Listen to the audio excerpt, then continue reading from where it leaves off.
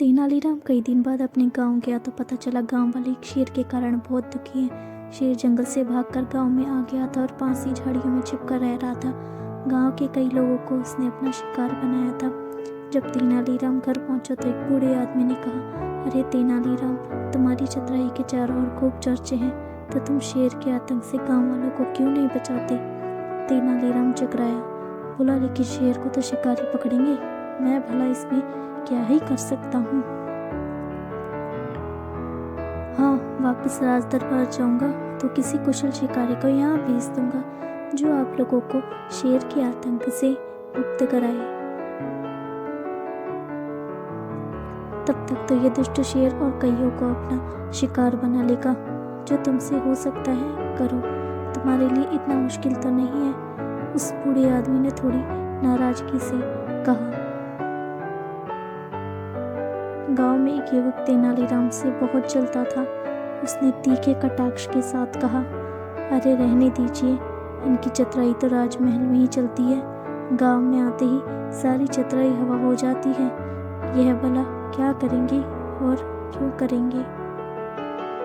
तेनालीराम कुछ बोला नहीं, चुप रहा। अगले दिन उसने पता लगाया कि शेर अक्सर गांव की बाहर सीमा पर पूर्व से पश्चिम की ओर जाता है।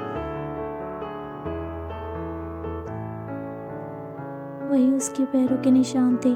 ज्यादातर गांव वालों को यह बात पता थी, इसलिए अब वे उधर नहीं जाते थे।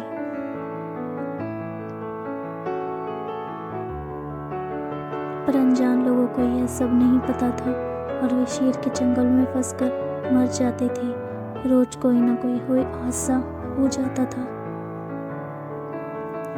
तेनालीराम ने कुछ देर सोचा, फिर कहा, कुछ नौजवान हाथ में लाठी, रस्सी और फावड़ा लेकर मेरे साथ चले।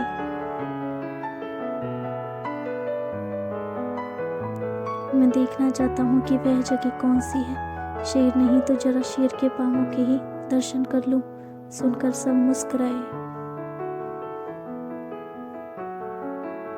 आखिर तेनालीराम सबके साथ उस जगह पहुंचा जहाँ शेर ने ज्यादातर लोगों को शिकार किया था।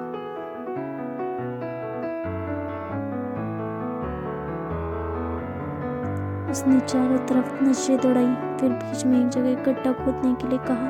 फिर उस गड्ढे को घास फूस और झाड़ियों से अच्छी तरह से ढक दिया।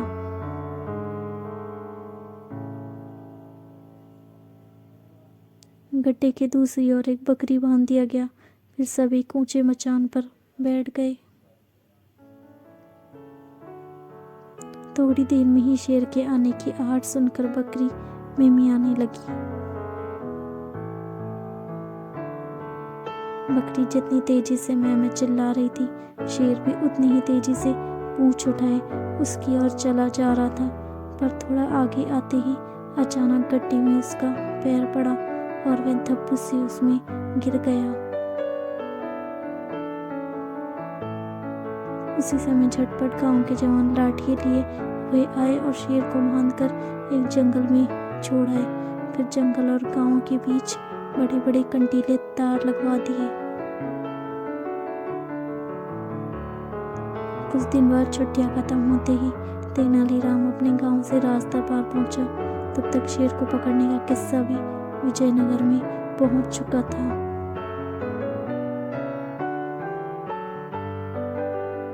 राजा कृष्णदेव राय ने तेनालीराम से पूछा, सुना है तेनालीराम, तुमने गांव में कोई शेर पकड़ा है, तुम्हें डर नहीं लगा? तेनालीराम हंसकर बोला, महाराज, यहाँ राज दरबार में ऐसे महान शूरवीरों के व्यंग बाण झेलता हूँ और उन्हें भी बर्दाश्त करता हूँ, तो फिर भला जंगल का एक अदना सा शेर मेरा क्या बिगाड़ लेता? सुनकर महाराज हंस पड़े, परंतु मंत्री और राज दरबारी कुछ झेप गए थे।